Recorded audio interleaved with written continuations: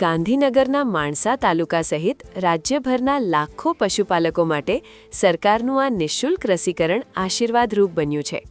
પશુપાલન વિભાગની ટીમ દર 6 મહિને ઘરે જઈને પશુઓને રસી આપે છે, જેનાથી પશુઓ રોગમુક્ત રહે છે અને દૂધ ઉત્પાદનમાં સતત વૃદ્ધિ જળવાઈ રહે છે.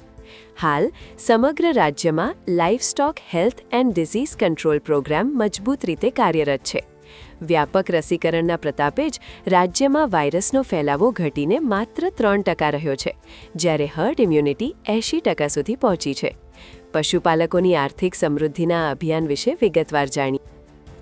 ખરવા મોવાસા રોગ કે જેની અંદર ગાય તથા ભેંસ પશુઓને મોઢામાં ચાંદા પડે છે, ખરીના ઉપરના ભાગમાં ચાંદા પડે છે, તાવ આવે છે તથા લાળ પડે છે અને પશુઓને દૂધ ઉત્પાદન ક્ષમતા ખૂબ જ ઘટી જાય છે.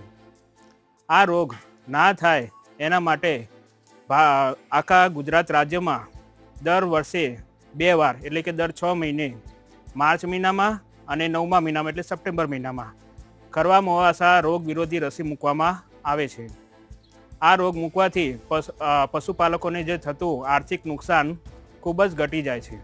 મારી જોડે 33 ગાય વર્ગના પશુઓ છે અને 2 ભેંસ વર્ગના પશુઓ છે અને રેગ્યુલર અમારે ત્યાં તબેલા ઉપર ગવર્મેન્ટ ખાતામાંથી આવીને વેક્સિનેશન કરવા માટે ખરવા મોવાસાની વેક્સિનેશન દર 6 મહિને કરવામાં આવે છે. અને હું તો પશુપાલકોને એટલું કહેવા માગું છું કે ખરવા મોવાસાની રસી કરાવવી જોઈએ અને જેથી કરીને ક્યારેય આપણે દૂધ ઉત્પાદન ક્ષમતામાં ઘટાડો જોવા નહીં મળે અને પશુઓની હેલ્થ પણ સારી રહે છે.